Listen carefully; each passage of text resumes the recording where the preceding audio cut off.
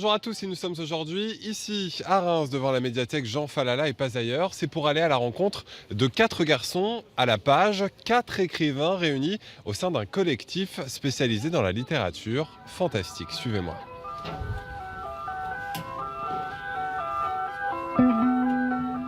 Quel meilleur lieu qu'une bibliothèque pour parler littérature?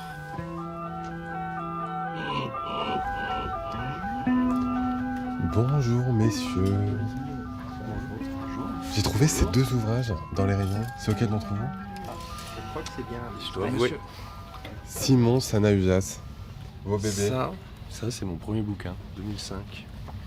Et bien usé. À mon avis, il a été emprunté plein de fois et ça me fait sacrément plaisir. Simon, Romain, Francis et Guilhem. Derrière ces 4 Rémois, une vingtaine de romans déjà publiés à plusieurs milliers d'exemplaires. Des amoureux des lettres, dont les premières tentatives d'écriture remontent pour certains jusqu'à l'enfance. Pendant très longtemps, on écrit des choses pas très intéressantes, mais on prend cette habitude-là de raconter des histoires, de se faire rêver, d'imaginer peut-être faire rêver d'autres gens, et puis un jour, on fait un vrai roman, et puis un jour, on va l'envoyer à des éditeurs, puis un jour, il est publié. Leur credo, la littérature dite de l'imaginaire, science-fiction, urbaine ou héroïque fantasy, un genre tout trouvé pour fuir la réalité, tout en s'amusant. Si j'ai envie de m'intéresser au réel, j'écoute les informations. Je m'intéresse au réel, mais en ce qui concerne ce que j'ai, les vies que j'ai envie de vivre à travers les histoires que je raconte, il faut que ce soit totalement étranger à ce que je vis au quotidien.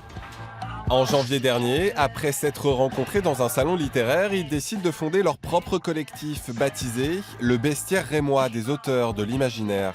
Pas question d'écrire à plusieurs, mais plutôt de se regrouper pour mieux démarcher les professionnels du livre. Il y a beaucoup d'auteurs qui ne savent pas aller vers telle ou telle maison d'édition, comment avoir des contacts. On s'est dit qu'en étant à plusieurs, on pouvait profiter des compétences de chacun, des talents de chacun, aussi des réseaux de chacun. Trouver des éditeurs pour atteindre les lecteurs, bien sûr. Parmi eux, Géraldine, à l'origine pas franchement fan de littérature fantastique, mais aujourd'hui adepte du style et de l'imaginaire propre à chacun. Simon, c'est vraiment une écriture où il il travaille sur la théorie de la relativité, des mondes très différents, avec des univers très différents, alors que Brené, c'est plus un univers lugubre, fantasmagorique, et c'est très poétique ce qu'il écrit, vraiment.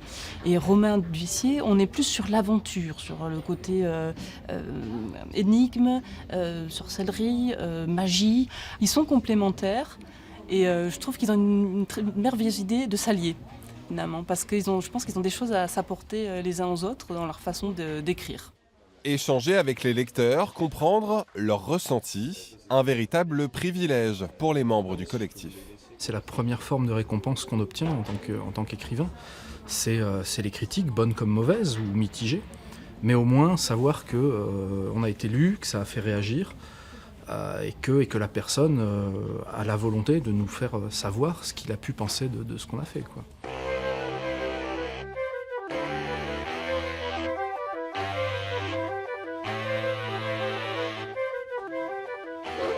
Bien qu'extrêmement populaire à l'étranger, la littérature fantastique reste toujours marginale en France.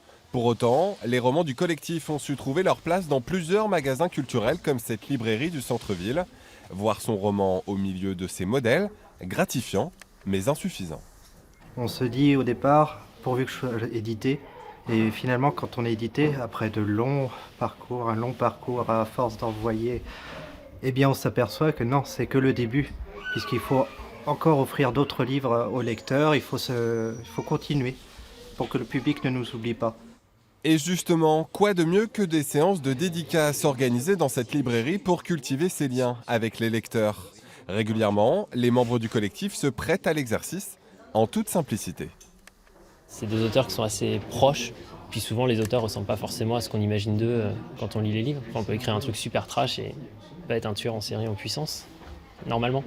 On espère qu'on vous aura donné envie de vous replonger ou de vous plonger tout simplement dans un livre de science-fiction ou d'un autre genre littéraire. Nous étions à Reims, la prochaine fois nous serons ailleurs, en Champagne-Ardenne.